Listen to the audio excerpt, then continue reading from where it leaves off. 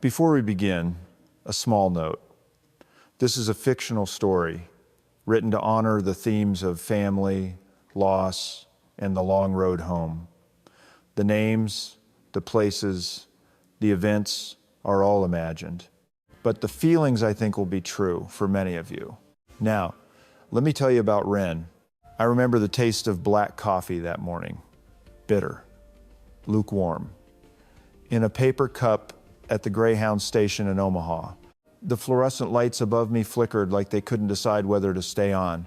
The bench under me was hard plastic, the color of old chewing gum. Somewhere down the corridor, a janitor was mopping. The smell of bleach and diesel mixed together in a way that made your eyes water. My sister Junie slept against my shoulder, 16 years old. She carried her whole life in a backpack she'd had since 4th grade. The strap was held together with a safety pin and a strip of duct tape. And in the inside pocket of my coat, I carried something heavier than both of us. An envelope, a letter, and $11,000. Every cent I had left in this world. My name is Ren Calloway. I was 21 years old that November morning, and by the time the sun came up over the rail yard, I was going to bet everything I had on a piece of land I had never seen. Let me start at the beginning, because to understand what happened on that farm, you have to understand how empty I was when I got there. My father died when I was 8. He was a logger up in Vermont, working a winter cut on a ridge that nobody should have been cutting on. A widowmaker, they called the branch, that came down. My mother used to say that word with her teeth pressed together, like saying it slowly would soften it. It never did. Junie was 3. She doesn't remember him. She only remembers the song he used to hum, and even then she's not sure if she remembers the song or if she remembers me humming it for her later. Mama lasted 2 more years. Cancer. The kind that takes everything from you before it takes you. By the time she was buried, we owed the hospital more money than my father had earned in his whole life. The bank took the house, the state took us. After that came the foster homes, 7 of them. We moved through them like leaves through a gutter. Most were not cruel, they were just tired. Tired people with rules and beds and casseroles in aluminum trays. They were not home, they were not anywhere. When I was 17, a woman named Adelaide Vance found us. Everybody called her Addie. She was 61 years old, a retired librarian from Omaha with silver hair she kept in a long braid down her back. She wore wool cardigans. Even in summer, she drank her coffee black, like me, and she read poetry out loud at the kitchen table while the kettle whistled. Addie didn't try to be our mother. She knew better. She just opened her house and her shelves and her arms, and she said, "You stay as long as you need to. And longer than that, if you want." We stayed 4 years. She died on a Tuesday in February. Heart, the doctor said. She was sitting in her reading chair with a cup of cold coffee on the table beside her and a library book open in her lap. The bookmark was on page 142. I still have that book. I still have that bookmark. After her funeral, I found the envelope. It was inside her copy of the Robert Frost poems. She had marked the page with a strip of green ribbon. The poem was called "The Road Not Taken." Of course it was. The envelope had my name on the front in her shaky handwriting. Ren, it said, just that. Inside were 3 things: a bank check made out to me for $11,000, a letter, 2 pages long, written in pencil, and a property record. A deed, faded, stamped, real. The letter said this: "My darling girl, I have kept a secret from you for 4 years, and I am sorry. There is a piece of land in Logan County, Nebraska, 87 acres, a farmhouse, a barn, a pear orchard that hasn't been pruned in a long time. The land belongs to you and Junie. It has always belonged to you. I have paid the taxes on it every year since you were small. The check is the legal fee you will need to claim it from the county. Call Holden Ashby. He is the attorney in Willow Creek. He has been waiting for you. He will explain what he can. The rest, my brave girl, you will have to discover on your own. I am sorry I could not tell you sooner. There were reasons, good reasons. but the land is real, the love is real, and you are not as alone in this world as you have believed. She signed it, all my heart, Addie. I read that letter 11 times before I told Junie. Junie was 16. The state had already started the paperwork to place her in a group home in Council Bluffs because I wasn't legally able to take her. I had no income that satisfied them, no house, no proof that I was anything more than a girl in an apron pouring coffee at a diner off the interstate. We had 30 days. So when I told Junie about the land, she didn't laugh. She didn't cry either. She just looked at me with those big dark eyes of hers and she said, "Are we going?" I said, yes. She said, okay. That was how the decision got made. In our kitchen at midnight, over 2 mugs of cocoa, Addie had taught me how to make. We bought the Greyhound tickets the next morning, and 6 days later, we were sitting in that station with the flickering lights, waiting for the 547 to Willow Creek. Now, I want to ask you something before we go any further. If you found a letter like that from a woman who had loved you and nobody else did, telling you there was a place in the world that belonged to you, a place you had never seen, would you go? Would you bet your last $11,000 on a piece of paper and a promise? Pause this for a second and tell me in the comments. Yes or no? I really want to know, because I'm about to tell you what happened when I said yes. The bus pulled out at 5:51 in the morning, 4 minutes late.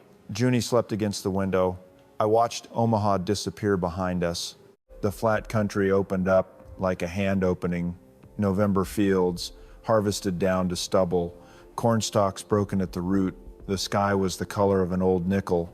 There were grain elevators in the distance, white and tall and lonely. There were red barns with their roofs caving in. There were small towns with one stoplight and a Casey's General Store and a Methodist church with a white steeple. I had never been west of Council Bluffs in my life. I sat with my forehead against the cold glass and I watched America go by. 4 hours later, we pulled into Willow Creek. The bus stopped in front of a diner called the Blue Hen. The driver said, "Willow Creek, folks, 20-minute stop." 2 old men got off ahead of us, both in feed caps. One had a duffel bag. One had a sack of dog food. Junie and I stepped down onto the sidewalk and we just stood there for a minute. The wind smelled like cold dirt and wood smoke. Somewhere down the street, a dog was barking. There were Christmas lights already strung in some of the windows, even though it was only the second week of November. Main Street was 4 blocks long. There was a feed store with a wooden sign hanging from a chain, a hardware store, a diner, a bank with a brick face, a church, a library the size of a trailer home, and on the corner, above the hardware store, a glass door with gold lettering. Ashby and Associates, attorneys at law. The and Associates was a polite fiction. There was only Holden Ashby. He was waiting for us.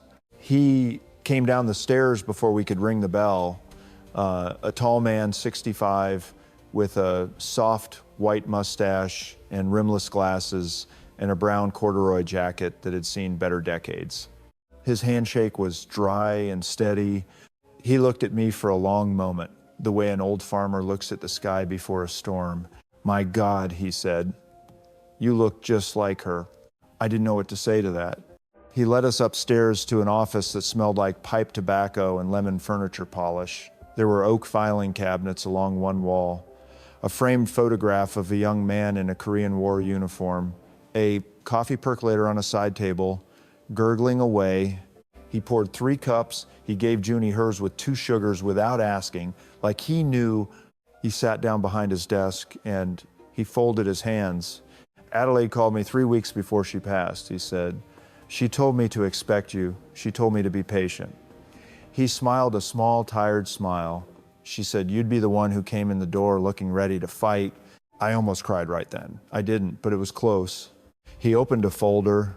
Inside were photocopies of deeds and tax receipts going back 18 years and a hand-drawn map of the farm. "The property is called Ravenscroft Homestead," he said. 87 acres, section 19 of Logan County. The main house was built in 1891. The barn was rebuilt in 1934. There is a pear orchard, about an acre, on the north side. There is a creek that runs east to west across the south end of the property. There is also, according to county records, a smaller cabin that was on the south parcel. It was deeded as condemned and removed in 1957. I don't know what's there now. Nobody has walked that ground in a long time. He slid the deed across the desk to me.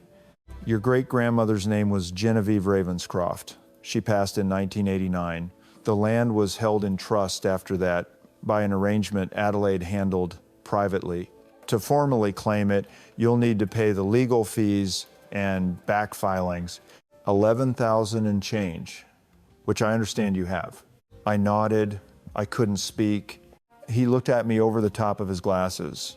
Ren, he said, I want you to understand something. Adelaide didn't buy this land for you. She protected it. It has been waiting for you. Do you hear me, child? It has been waiting. That was the first time I felt it. The thing I'm going to call the pull, because I don't know what else to call it. A kind of magnetism, like a finger pressing on my breastbone very gently from the inside. We signed the papers. I wrote a check for $11,046. Holden Ashby stood up, put on his hat, and said, now let's go see your farm. His truck was a 2002 Ford F-150, dented on the passenger side with a bench seat that smelled faintly of dog and hay. Junie sat between us. The heater rattled. The radio was playing a station out of North Platte, the kind that still plays Patsy Cline. We drove 7 miles west on a gravel road that ran straight as a ruler between fields of cut corn. Crows lifted in slow, lazy circles when we passed. There were no other cars. There were no other houses. Just the sky and the dirt and the wind that never stopped moving. And then at the top of a low-rise, we turned left, and there it was. I want to tell you exactly what I saw, because I have been carrying this picture in my chest ever since. A white farmhouse, 2 stories tall, with a wraparound porch and a chimney made of fieldstone. The paint was peeling like skin off a sunburn. The roof sagged in the middle. The shutters on the second floor were hanging crooked, and one of them, the far left, was painted blue, just one. I never found out why. Behind the house was a red barn. The red had faded to the color of dried blood. The doors hung open. There were starlings flying in and out of the loft window. To the west was the pear orchard, 23 trees in 3 uneven rows. They had not been pruned in so long that the branches tangled together like the fingers of old women holding hands. And all around it, the fields stretching to the horizon, stubble and shadow under that pewter sky. I got out of the truck, the gravel crunched under my boots, the wind came across the field and lifted the hair off my neck. Junie stood beside me. She put her hand on my arm. Her fingers were cold. She whispered, Ren, I have been here before. I looked at her. She wasn't joking. Her eyes were wide. Her mouth was slightly open. She was looking at the second floor window, the one on the right, just above the porch roof. I have seen this house in my dreams since I was 9 years old, she said. I want to stop here for a moment and ask you something. Have you ever walked into a place you'd never been in your life and felt deep in your bones that you'd been there before? A house, a road, a face, something your body recognized before your mind did. Let me know in the comments. I always wonder how many of us have felt that, because I'm about to tell you what we found inside. Holden Ashby unlocked the front door with a brass key the size of my thumb. The door stuck. He had to put his shoulder to it. It opened with a low groan, the kind a tired old man makes when he stands up from his chair. The smell hit us first. Cold wood, dust that had been dust for years, a whisper of wood smoke, very old, almost a memory, and under all of it, faintly, the scent of something sweet. Like a drawer full of old dried lavender. The front parlor had a fieldstone fireplace that took up most of the west wall. The mantel was carved oak, blackened with smoke at the top. There was a horsehair sofa under a yellowed sheet. A grandfather clock in the corner stopped at 3:47. A braided rug rolled up against the baseboard. a piano with the keys yellow as old teeth. The wallpaper was rose patterned, faded to the color of weak tea. In some places it had peeled away to show the lath underneath. Junie walked straight to the piano. She lifted the lid. She pressed one key, middle C. It rang out in the empty house, off key and lonely as a bird call. She said very quietly, "Hello," like she was greeting someone. Holden Ashby cleared his throat. "I'll leave you girls to it," he said. "Marigold Quinlan is going to come by this evening with supper. She runs the feed store in town." She knew Adelaide. She knew the family. "She'll have things to tell you, I expect." He paused at the door. "Ren," he said, "you have my number, you call me, day or night, I mean that." Then he tipped his hat and he was gone. Junie and I stood in the parlor of a house that had been built before our great-grandmother was born, and we listened to the wind move through the broken window pane in the kitchen. We unpacked our backpacks on the parlor floor. We had one sleeping bag between us, 2 changes of clothes, 3 paperback books, a flashlight, a toothbrush each, and a tin of butter cookies Addie had bought us for Christmas last year and never gotten to give us. There was no electricity. The lines had been disconnected for over 30 years. There was a hand pump in the kitchen, and to our great surprise, it still worked. Cold, clean water came up rusty for the first minute, then ran clear. There was a wood stove in the kitchen. There was a stack of split oak in the woodshed behind the house, dry as bone. Somebody had put it there years ago. Somebody had never come back for it. We built a fire. We boiled water in a kettle we found hanging on a nail. We ate butter cookies and drank weak tea, and we sat on the floor of the kitchen with the firelight on our faces, and we did not speak for a long time. The dark came down hard. Out in the country, when the sun goes, it really goes. The window glass turned black. The wind picked up. Somewhere out in the orchard, an owl called. Junie fell asleep first, curled in the sleeping bag near the stove. I sat up for a long time, listening to the house breathe. That was the night I started to hear it. A small sound in the wall behind the staircase, like a child's laughter, very faint, very far away. It came once, then it stopped. Then, much later, it came again. I told myself it was the wind and the chimney flue. I told myself it was mice. I told myself a lot of things. But I sat up against the wall and I watched the firelight on the kitchen ceiling, and I knew in the same place where I had felt the pull at Holden Ashby's desk that this house was not empty. This house was waiting. In the morning, the world was different. There was frost on the grass, thick as fur. The sky had cleared overnight to a hard pale blue. Junie and I went outside in our coats with cups of hot tea, and we stood on the porch and we looked at our farm. 87 acres of Nebraska, as far as the eye could see, except where the windbreak of cottonwoods cut the horizon to the south, marking the creek. Marigold Quinlan came at 9 in the morning in a green Chevy pickup with a magnetic sign on the door that said, "Quinlan Feed and Seed." She was 68 years old. She was built like a fence post. She had white hair cut short, a man's plaid shirt under a Carhartt coat, and the kindest eyes I have ever seen on a human being. She walked up the porch steps carrying a covered cast iron pot in both arms, and she said, "Pot roast with carrots. There's also bread in the truck and a jar of bread and butter pickles. Don't argue, just open the door." That was how we met Mari Quinlan. She came in, she set the pot on the kitchen counter, she took one look at the wood stove, and she said, "You girls need a propane heater in here. I'll send my Toby out with one this afternoon.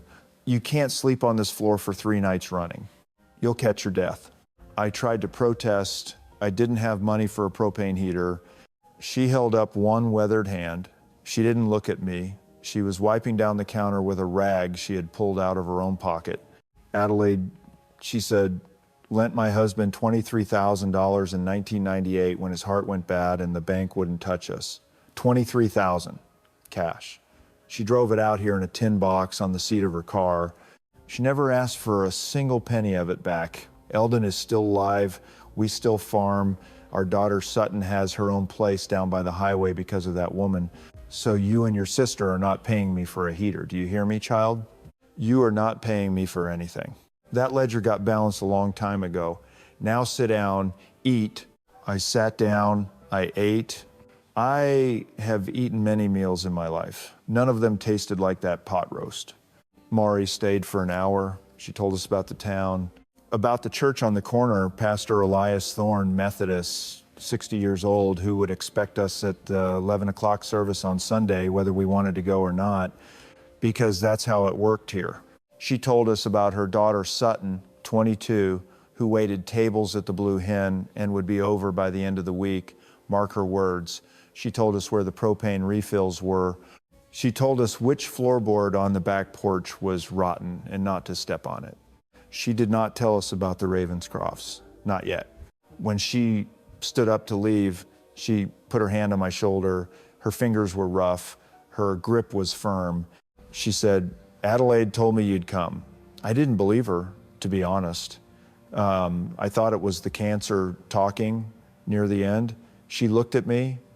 I'm glad I was wrong. Then she went out to her truck and she drove away, and Junie and I stood on the porch with the wind in our hair and watched her go. That afternoon, while Junie was outside trying to coax the rusted hand pump on the side of the barn back to life, I went upstairs. The second floor had 3 bedrooms and a small bathroom with a clawfoot tub. The floors creaked. The wallpaper was peeling.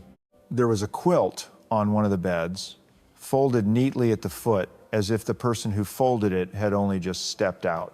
At the end of the hall, opposite the master bedroom, there was a section of wall that I had walked past 3 times that morning without noticing. But on the 4th pass, my foot caught on a floorboard and I stopped.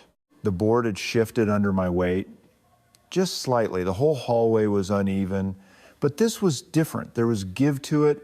I knelt down, I ran my hand along the baseboard, and I felt under my fingertips a faint seam in the wall, a long vertical line painted over so many times it had almost vanished. I pressed. The wall moved. A narrow panel, the height of a man and the width of a coat, swung inward on a hinge. Behind it was a staircase, steep, dark, going up. I called for Junie. She came up the stairs 2 at a time.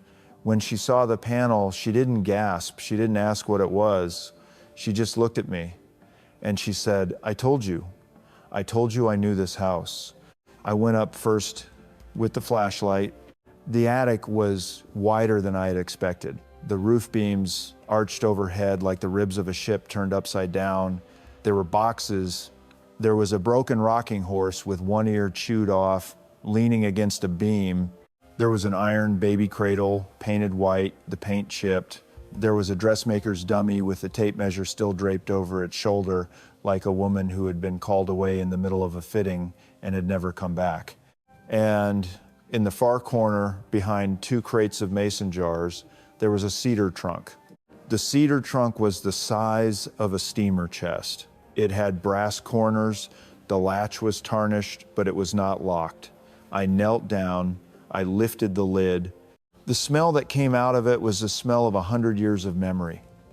Old paper, lavender, a trace of pipe tobacco, the faint, sweet rot of pressed flowers. Inside were photographs, dozens of them, in albums bound with string. There were letters tied in ribbon. There were maps. There was a folded christening gown, ivory lace, packed in tissue paper. I lifted the first photograph from the top of the pile, and I forgot how to breathe. The girl in the photograph was about 7 years old. She was standing on the porch of this farmhouse, the very porch we had stood on that morning. She was wearing a pinafore. Her hair was in 2 braids. She had a small mole at the corner of her mouth, and on the side of her neck, just at the collarbone, where the pinafore had slipped down a little, there was a birthmark. A small birthmark shaped like a crescent. It was my birthmark. The exact one I had been told all my life was a freckle that ran in some part of my mother's family. I turned the photograph over with shaking hands. On the back, in faded brown ink, were 3 words: della summer 1955. Junie was beside me. She was holding the flashlight. She was so still, it was like she had stopped existing. "Wren," she said. Her voice was strange, almost dreamlike. "That is the woman who calls my name." I looked at her. She looked at me. I will never forget her face in that moment as long as I live. She said, "She has been calling my name in my dreams since I was 9 years old. And now I see her, Wren. Now I see her face." The flashlight beam shook. I realized my hands were shaking. I set the photograph down very carefully, like it was made of glass. We sat in that attic for a long time without speaking. The wind moved through the gaps in the roof shingles, and it made a sound like a woman humming very low, very far away. The letters were tied with a faded blue ribbon, and there were 14 of them. I untied the ribbon. The paper was thin as moth wings. The handwriting was tall and elegant, and it had been written in fountain pen brown ink, and the words were as steady as a heartbeat. They were signed at the bottom by Genevieve Ravenscroft. The first letter was dated June of 1956. It read like this: "I am writing this in case the day ever comes that someone finds these words. The world has been told a lie. We allowed the lie because we had to. We allowed the lie because the truth would have killed her a second time, and we had already nearly lost her once." They came to the house in March. There were 3 of them. Walter Sterling and his 2 boys. They said they were here to talk about the South parcel. They were here to talk about the deed. They were not here to talk. They were here to take. I sent my sister down to the cabin, and I locked the door and I lied to them. I told them she had run off. They did not believe me. They came back twice more. The second time, my husband met them at the gate with a rifle. The third time, they came at night. After that night, we did what we did, and we told the town what we told them, and may God forgive us. She is alive, she is safe. But the world must believe she is gone, because Sterlings do not stop. They never stop. I read it 3 times. I did not understand all of it. Not yet, but I understood enough. I understood that the girl in the photograph, the girl with my birthmark, had not died in 1955. The town had been told she had. There was a story somewhere in the local paper, no doubt, a tragedy, a drowning maybe, a child gone from the world. But the world had been lied to. Della Ravenscroft was alive, or had been. Junie and I stayed in that attic until the light coming through the small round window started to turn gold. We did not eat. We did not stand up.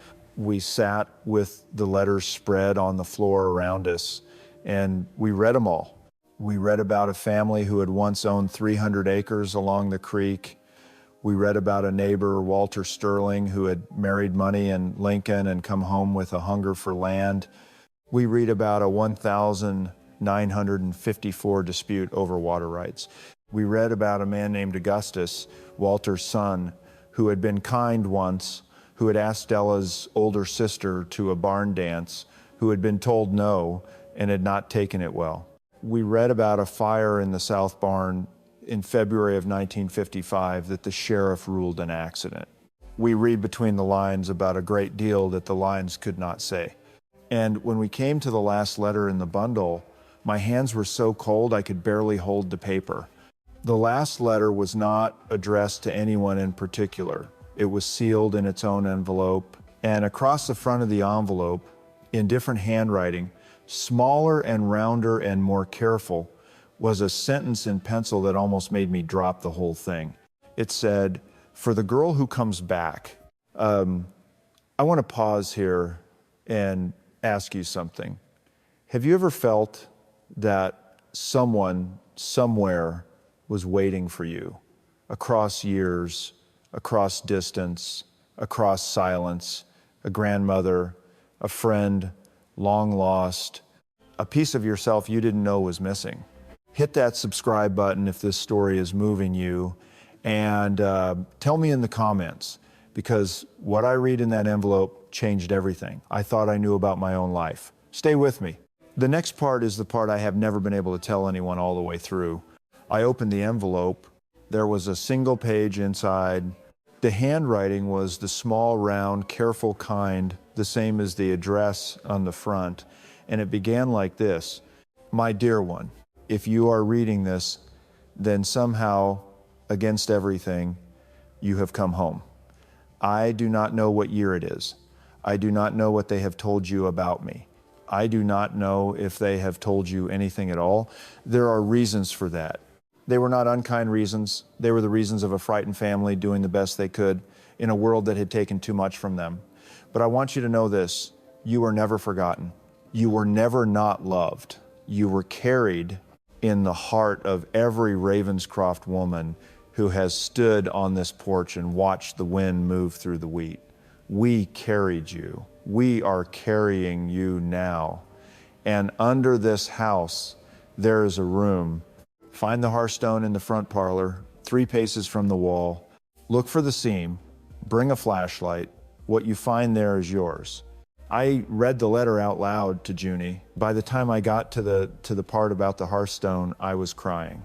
Had not cried at Addie's funeral. I had not cried in the foster homes.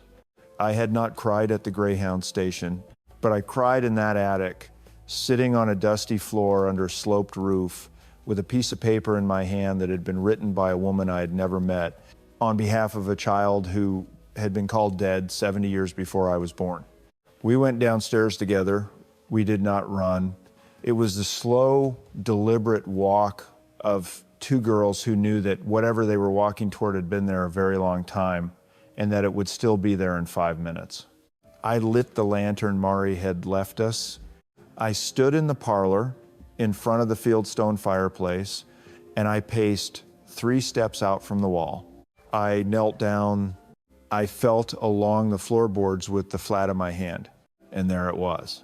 A seam, hairline, nearly invisible, running in a perfect rectangle, about 2 feet by 3 feet, just where the letter said it would be. Junie brought me the screwdriver from the kitchen drawer. I worked the tip of it into the seam. The board lifted. There was a hinge underneath, brass, oiled at some point in the last 50 years and still working. The hatch swung open. Cold air came up out of it. Air that had been still for a long time, air that smelled like dirt and old paper and something else, something faintly sweet like dried apples. The flashlight beam went down, and then it caught on a wooden floor about 6 feet below us. It was not a crawl space. It was a room. There was a ladder, old but solid, nailed to a beam. I went down first. The room was the size of a small bedroom. The walls were lined with cedar boards. The floor was packed earth covered in a faded rag rug. There was a single bed against one wall with a quilt folded on it. There was a small desk under a kerosene lantern bracket. There was a tin of pencils. There was a stack of books on the desk, a Bible, a copy of Little Women, a collection of Emily Dickinson with green ribbon for a bookmark. There was a child's wooden chair painted blue. There was a doll on the bed with a stitched cloth face and yarn hair, the color of straw. It had been someone's room. A child had lived down here for how long? I could not have guessed at first. But I learned, we learned that night and over the days that followed and over the months and the years. In the center of the desk sat a wooden box. It was about the size of a hat box. The lid was carved with the figure of a small bird, a sparrow, its wings half spread, its head tilted as if it had heard something. I lifted the lid. Inside the box was a stack of papers. There was a journal bound in cracked black leather. There was a packet of photographs tied with kitchen twine. And on top of everything, lying flat across the rest, was a small piece of paper with 5 words written on it in pencil. "She is still alive." Junie made a small sound behind me, not a word, just a sound. I lifted the photograph on top of the packet. It was the same girl, Della, older, maybe 12 in this one, then 13, then 16. Then a young woman, 20, 25, holding a basket of pears at the edge of the orchard, smiling.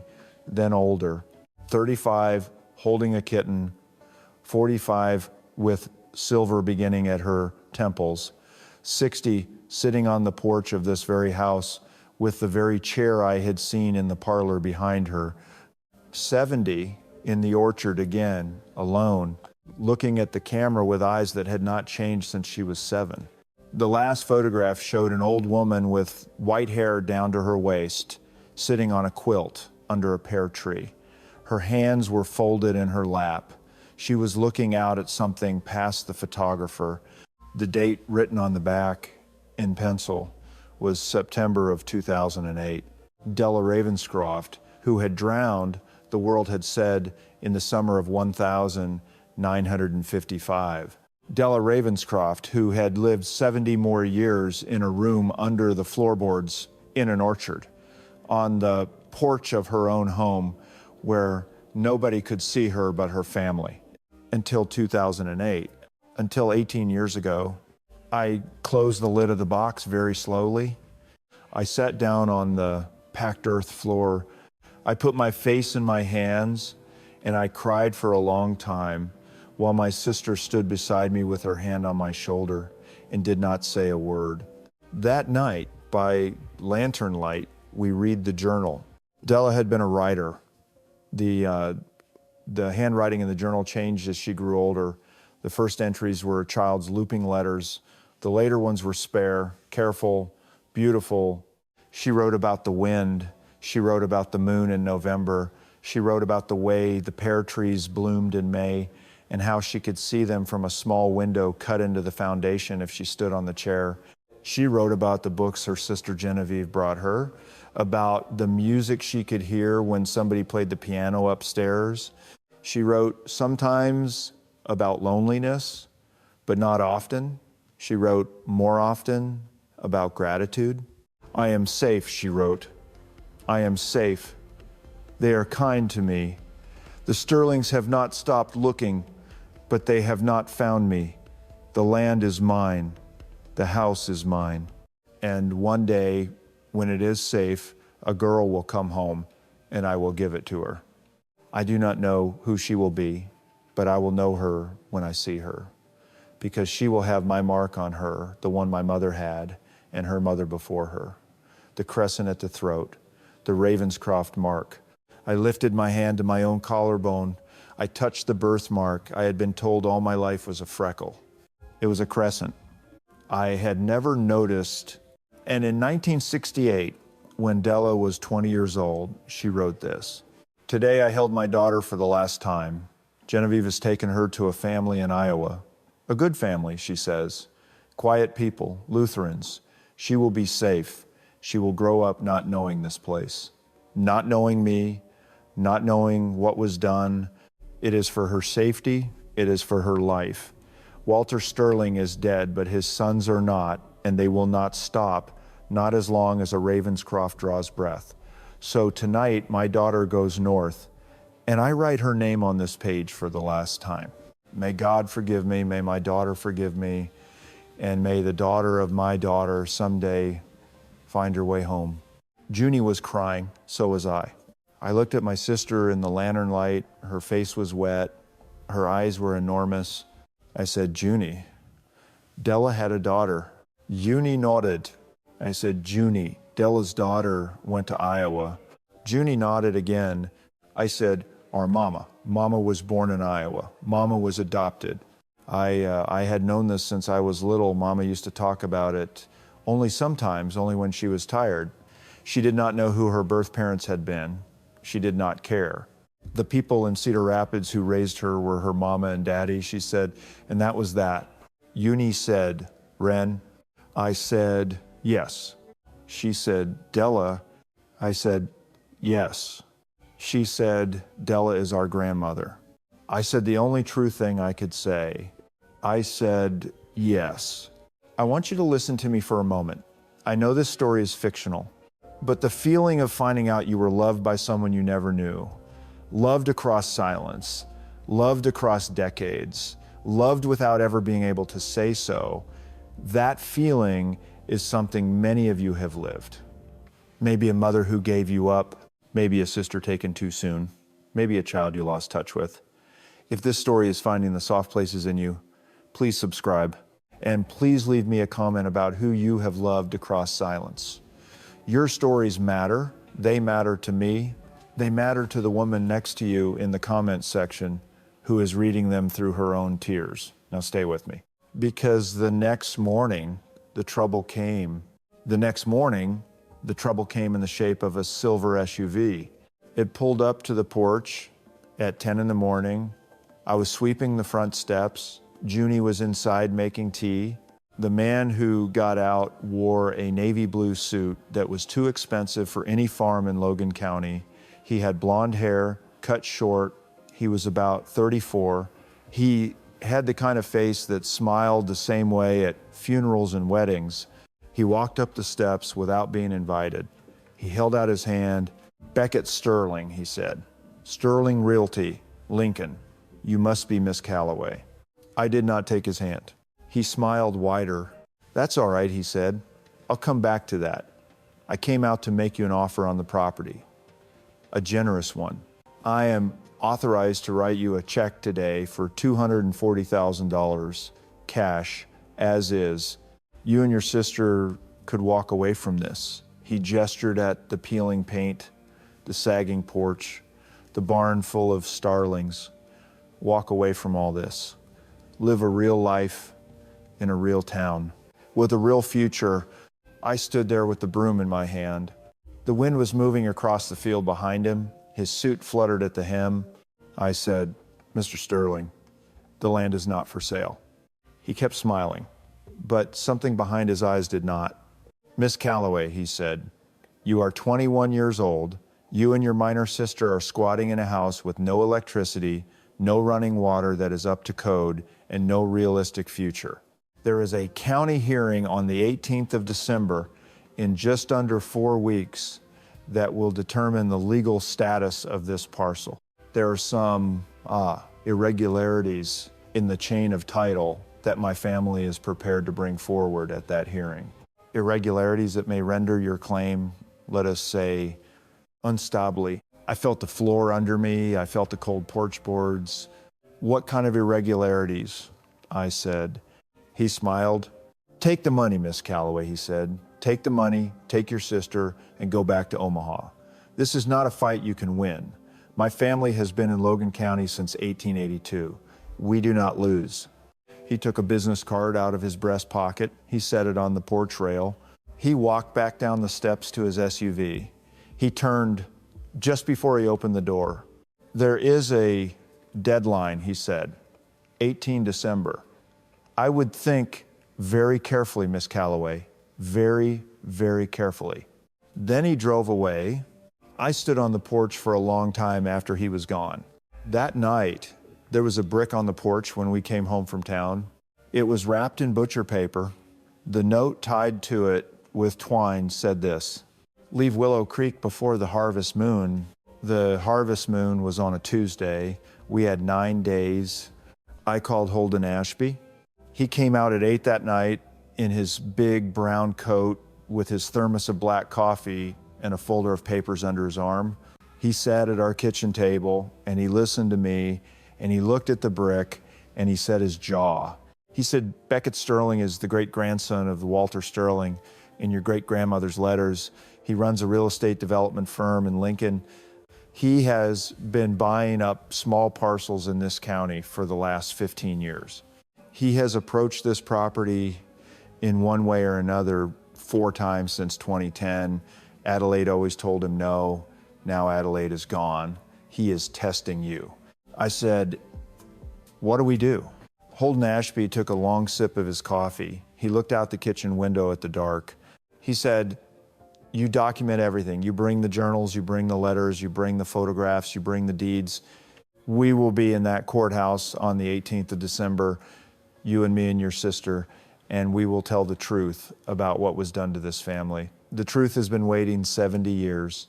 It can wait 9 more days." I nodded. He looked at me. His eyes were soft. He said, "Adelaide chose well. You are going to be all right. That night, Junie went missing. It was late afternoon. The light was that thin gold that you only get in November when the sun is already low at 4 o'clock. I was in the barn, sweeping a corner clean to make room for a workbench.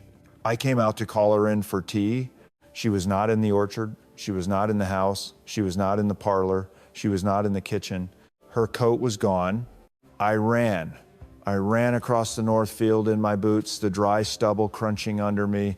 I ran along the fence line. I ran to the creek. I called and called. I called Holden. I called Mari. Within 30 minutes, 3 pickup trucks were on our road.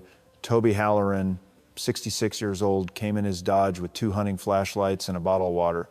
Pastor Elias Thorne came in a sedan with a wool blanket folded on the passenger seat. Sutton Quinlan came in her mother's Chevy with her hair down and her eyes bright with worry. We split up. We took the 4 directions of the property. The sun went down, the cold deepened. I went south. South was the part of the property I did not know. South was the part the deed had marked as condemned in 1957. South was where the small cabin had once been. I crossed the creek. I climbed the low rise on the other side.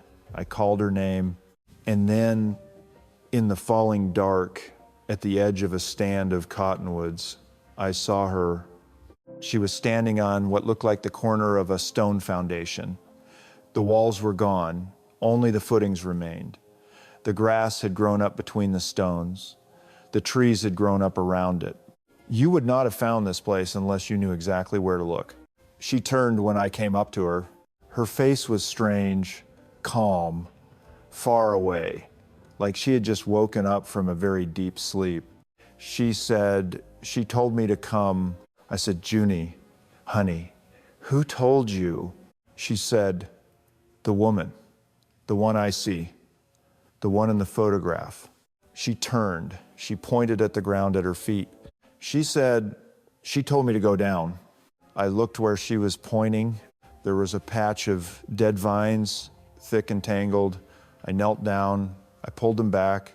Under the vines was a wooden door set into the earth. It was a root cellar door, iron handle, heavy oak planks, weathered gray, the same kind of door we had found in the parlor floor, only larger, and built to be opened from outside. The handle was old, but there was no rust on the iron where a hand might grip it. Somebody in the last few weeks had used this door. I want you to picture this with me, friend. The light is failing. The cottonwoods are bare against the sky. My sister is standing very still beside me in that dreamy state she has been in since she first saw the photograph. The wind is moving through the grass, and I am about to lift a door that has been sealed under vines for 60 years. Take a breath, let it out, stay with me. I am going to tell you what was down there. The hinges did not creak. That was the first thing I noticed. They had been oiled recently. I went down the steps with my flashlight. Junie came behind me. The walls were stone, the stairs were stone. The air, when we reached the bottom, was dry and cool, like the air in a wine cellar in a movie. There was no must. There was no mildew. Somebody had cared for this room. The room itself was about 12 feet by 15. The walls were lined with cedar, the same as the room under the house. There was a small iron stove in the corner with a stovepipe that went up through the ceiling into who knows where. There were shelves of books. There was a bed with a hand-stitched quilt, blue and white, the kind of quilt my mama would have wept to see. There was an oil lamp on the nightstand, the chimney clean. There was a hairbrush on the dresser with strands of long white hair still caught in the bristles. And on every wall, in neat rows, were photographs. Della at 7, Della at 13, Della at 20, holding a baby in a blanket, Della at 30, alone in the orchard, Della at 40, 50, 60, 70, Della at the end, sitting under the pear tree with the light behind her, and below those, in a separate row, were photographs of other women, younger women. a blonde girl in jeans, smiling, sitting on the porch of the farmhouse, a woman in her 30s with a baby on her hip, a teenage girl with bruises on her cheek, looking very serious, holding a mug, a woman with her hair in a kerchief, planting something in a garden. 11 of them, 11 women across the years, women who had come here, who had stayed for a season or a year, who had moved on. This had not been only Della's hiding place. This had been a place where other women, hurt and hidden and afraid, had been brought by Della, by Genevieve, by Adelaide, by whoever held the key in their generation. This was a sanctuary. And on the desk, in the center of the room, there was a wooden box, smaller than the box upstairs, newer. The dust had not had time to settle on it. On top of the box was a card. The card was made of heavy paper. The handwriting was a child's hand, almost. The shaking hand of someone very old. The card said this, for Ren Calloway: "You are right on time, you are right where you belong." Junie sat down on the floor. I picked up the card, I picked up the box, I lifted the lid. The first thing inside was a photograph. It was a photograph of Adelaide Vance standing on the porch of this farmhouse. She was holding a baby. The baby was wearing a yellow sweater. The baby was reaching up for Adelaide's silver braid with a small fat hand. I knew that yellow sweater.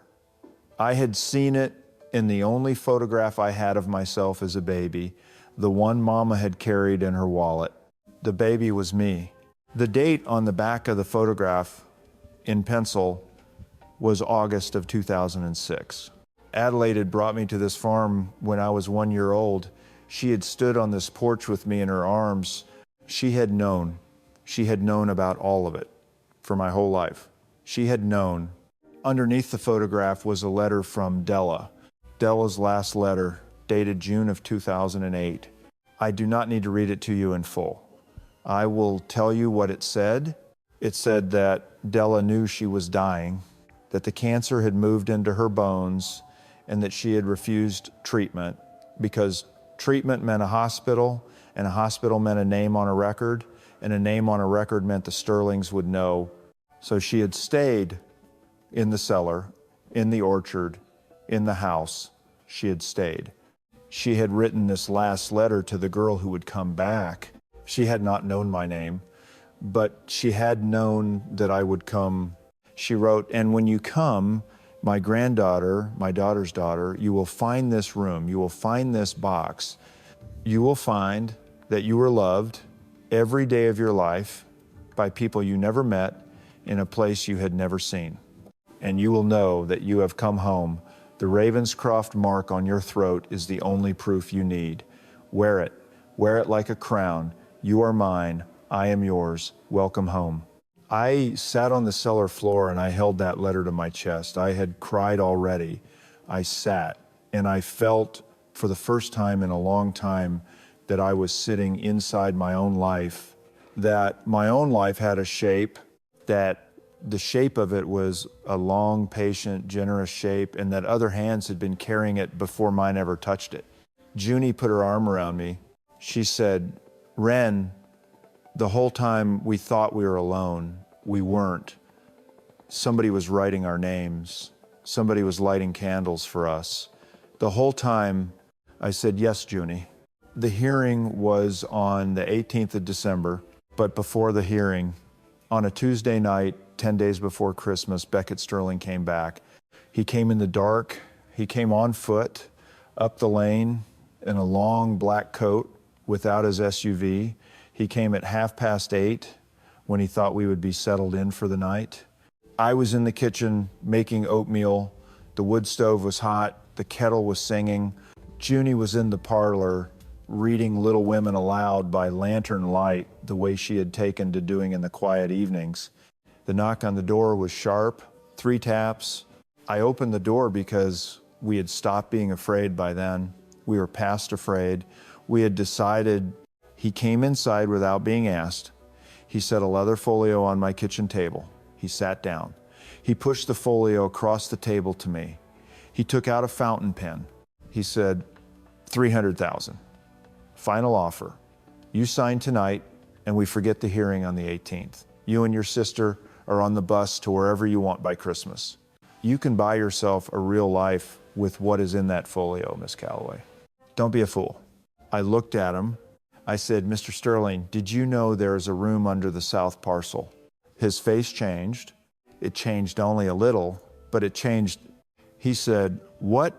I said, there is a room under the South Cabin Foundation, a cellar, built somewhere around 1956, I think. There are photographs in there. There are journals. There are 11 women, Mr. Sterling, 11 women who were hidden, fed, kept safe by my great-grandmother, by my grandmother, by the people your family tried to drive off this land for 70 years. Did you know about that? His jaw tightened. He said, you don't know what you are talking about. I said, I think I do. I think I know exactly what I am talking about. That was when the headlights moved across the kitchen window. I was not expecting them, but I was not afraid of them either. Junie had walked into the kitchen 10 minutes earlier, holding the cordless landline phone we had finally gotten installed the week before. She had walked back into the parlor with it. And while I had been talking to Beckett Sterling in my kitchen, my 16-year-old sister had been on the line with the Logan County Sheriff's Office. The sheriff was at our gate, Sheriff Donna Voss, 58 years old, in a brown coat with a badge that her father had worn before her. But she was not alone. There was another truck behind her, a long white Cadillac, older than I was. And out of that Cadillac, in the dark, came a very old man, walking slowly with a cane. His hair was as white as January. His face was lined like a creek bed in drought. He stood in our doorway and he looked at his grandson, and then he looked at me, and then his face did something that I will not forget for the rest of my days. His face crumpled, the way a paper bag crumples in the rain.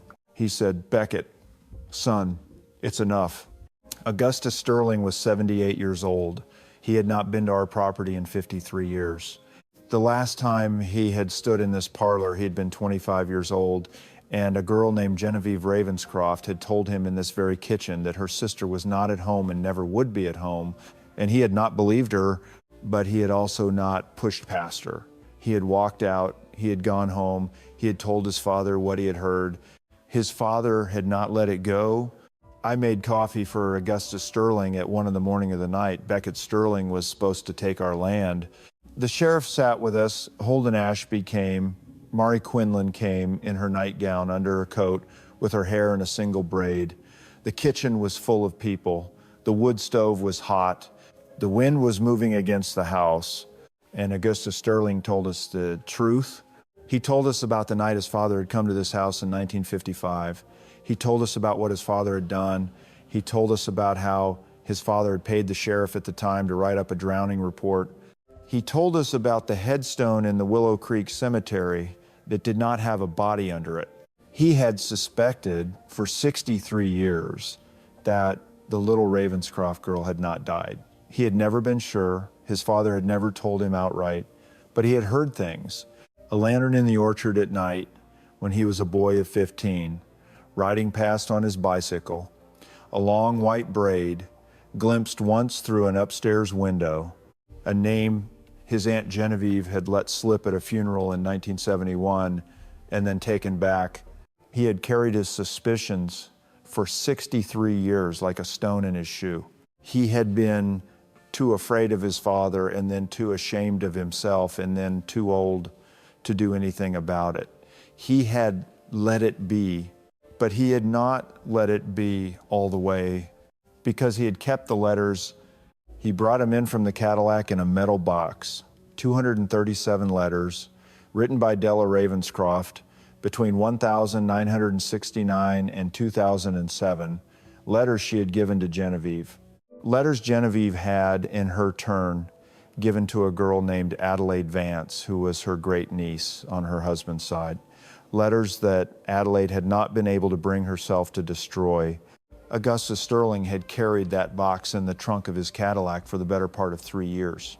Adelaide had brought the letters to his door one afternoon in the autumn of 2023, the way you bring a covered dish to a sick neighbor. She had not explained much. She had said only, "You'll know what to do with these, Gus, when the time comes." She had been right. The time had come tonight. I opened the box on my kitchen table at 2 in the morning. I read one letter aloud, just one. I could not have read more. The letter was dated December of 1973. It said this: "My darling, today you are 5 years old. I am sitting in the orchard. On the quilt your aunt brought me from the linen closet, I have made you a doll. I have stitched her face and braided her hair from a piece of my own. I will keep her here on the bed in the cellar. I will hold her at night the way I would have held you. I do not know what they have named you. I do not know what your laugh sounds like. I do not know whether you have my mother's chin or your father's mouth. But I know you are 5 years old today, and I love you. I love you. I love you. The wind is moving, the pear branches, and I am going to sit here until the light goes. I have nothing else to give. I have only this. I love you. Yours forever. Your mother." I read it to a kitchen full of people. The fire crackled. Mari Quinlan put her hand over her mouth and turned her face to the window. Augustus Sterling cried without making a sound. The sheriff looked at her boots. Holden Ashby took off his glasses and wiped them on his handkerchief and put them back on and said nothing. Euni was holding the doll from the cellar, the cloth face, the yarn hair. She had carried it up to the kitchen at some point in the night. I had not noticed. She was holding it the way you hold a baby. The hearing on the 18th of December was very short. Augustus Sterling testified. He brought documents. He brought the letters. He confessed on the record to a county judge who had been a friend of his for 40 years that his family had committed fraud in the matter of the Ravenscroft deed in March of 1955. Beckett Sterling did not appear. He had been arrested 4 nights earlier on charges of trespass and threatening behavior. His company, Sterling Realty of Lincoln, would face a state inquiry within the year. The deed to Ravenscroft Homestead was confirmed in the names of Wren Calloway and her sister Junie Calloway in full, with no encumbrance. Holden Ashby took us to the diner afterward and bought us pie. Sutton Quinlan was working that afternoon. She refilled our coffee 3 times and refused to take a tip. The booth was vinyl, the pie was apple. The crust was the kind only a grandmother knows how to make. I tipped Sutton anyway on the way out by leaving a $5 bill under my plate. She found it. She chased me halfway down the sidewalk to give it back. I told her to keep it. She finally did. We hugged on the sidewalk in the cold. That was how I made my first friend in Willow Creek. I want you to do something for me.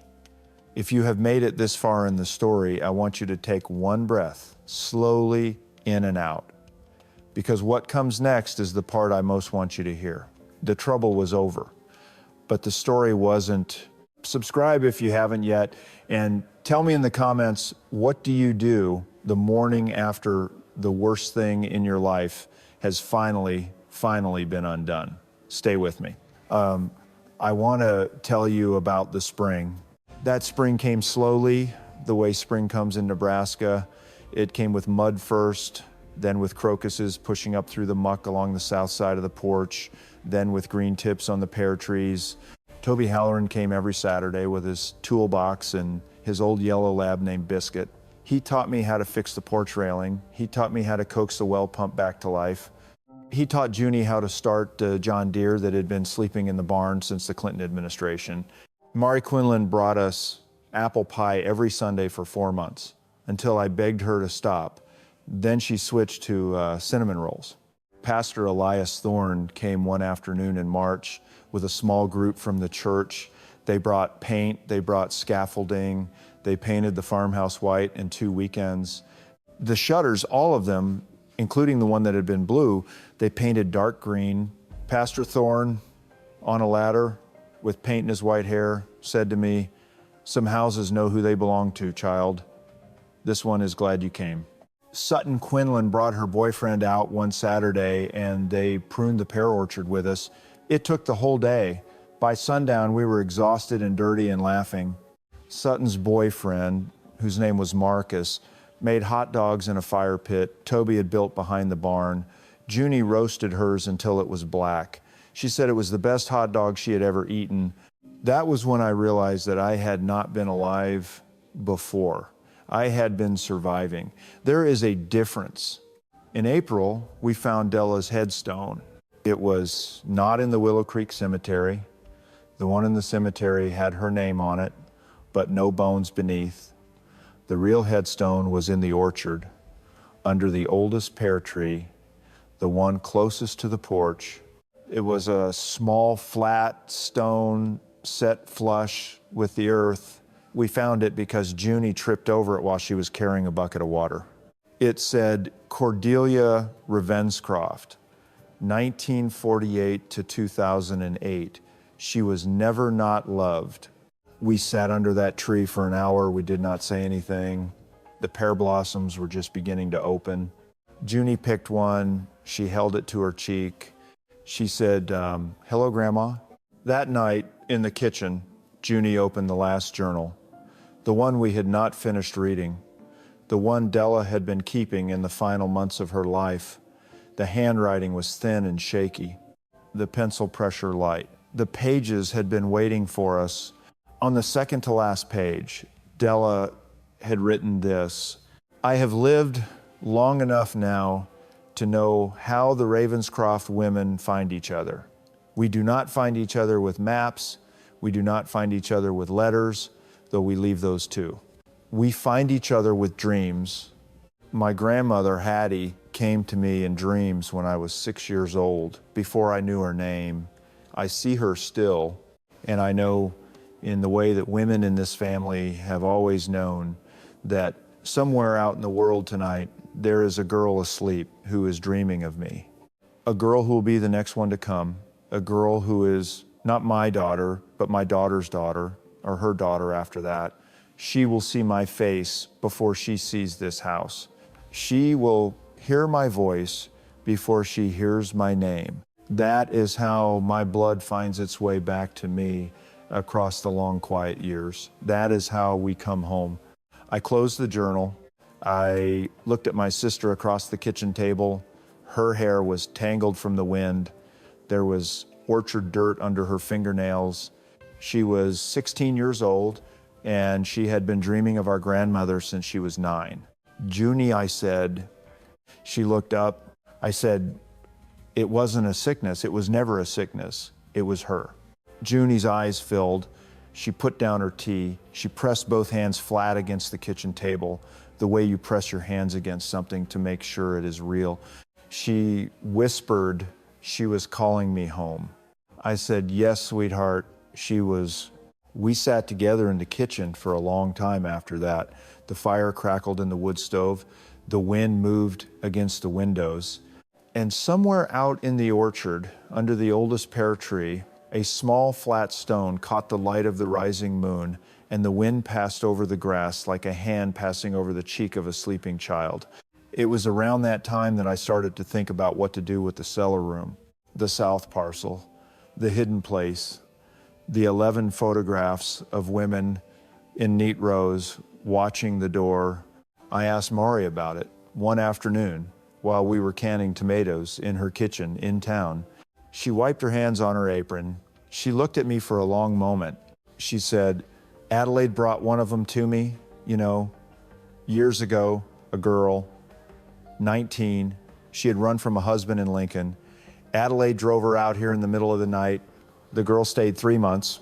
Then she went to Denver and she started a small bakery, and she sent Adelaide a Christmas card every year until Adelaide died." Mari smiled. "She still sends me one. It came last year. I have it on the fridge."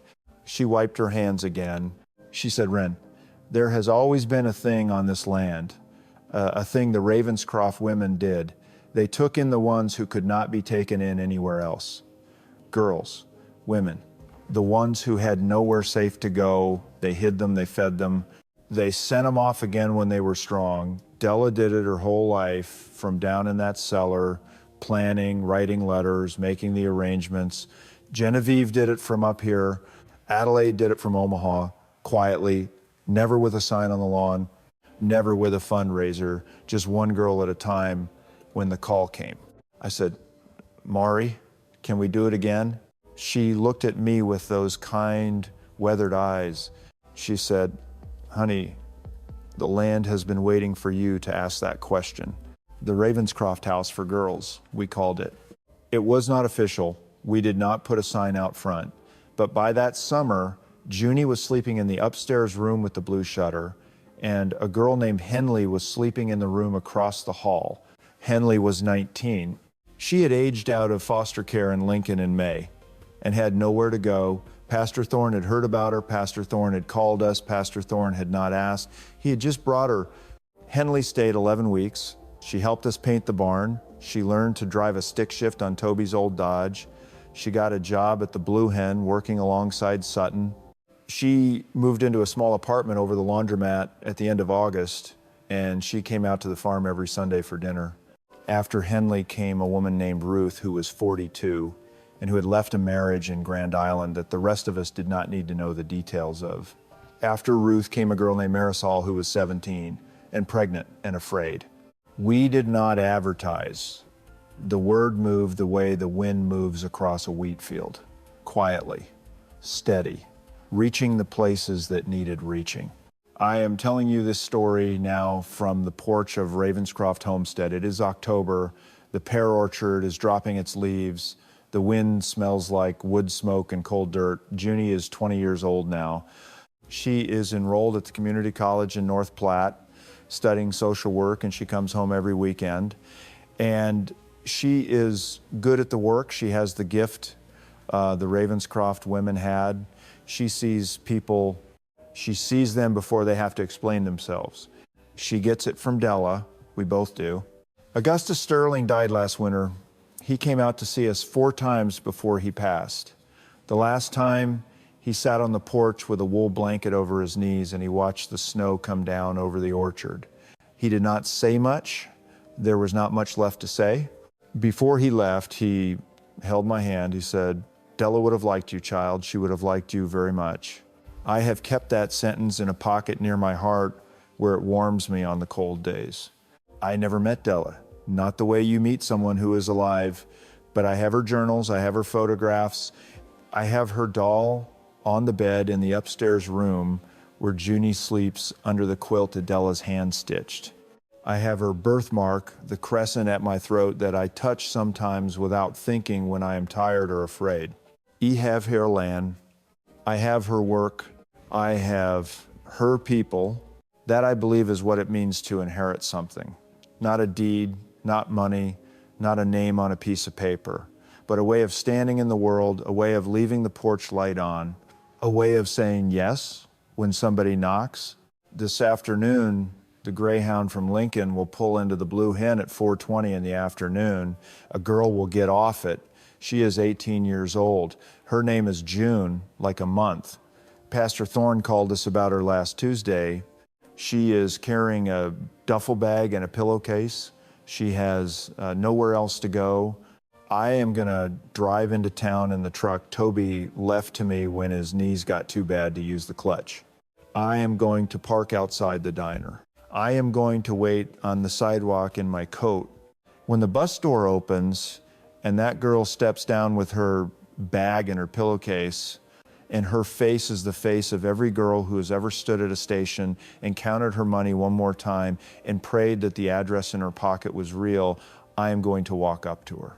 I am going to say, the way Adelaide once said it to me, on a frozen sidewalk in Omaha when I was 17 years old and had nowhere left to go, I am going to say, come on, honey, you're safe here.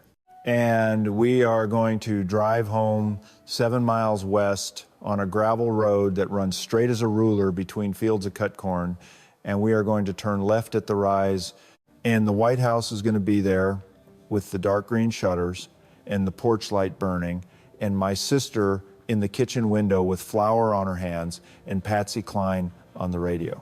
And the lantern Della used to light in the orchard every November for 50 years, the one I light now in her window every evening at sundown, is going to be glowing soft and gold, the way a small, steady light glows in the dark, the way it has been glowing on this land for 70 years, telling the lost ones, come, come home. I want to say one last thing to you before I let you go. If you have come with me all the way to the end of this story, then I think you have a Ravenscroft heart. I think somewhere in your life, you have been the woman in the kitchen window, or the girl on the bus, or the grandmother writing letters that nobody will ever read. I think you know what it means to love across silence. I think you know what it means to keep a small, steady light burning in a cold place, just in case somebody comes. So please, if this story has meant something to you tonight, leave me a comment. Tell me about the woman who lit a lantern for you, or the one you have lit a lantern for. Tell me about the porch you came home to, or the porch you wish you had. Subscribe to this channel if you would like to hear more stories like this one, stories about second chances, about chosen family, about the long, quiet work of love.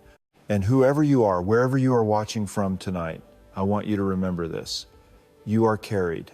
You are carried right now by hands you may never see, in a long line of women who have been carrying each other since the beginning of the world. There is a porch waiting for you. There is a lantern burning. Come home. Good night, my friend. And thank you for listening.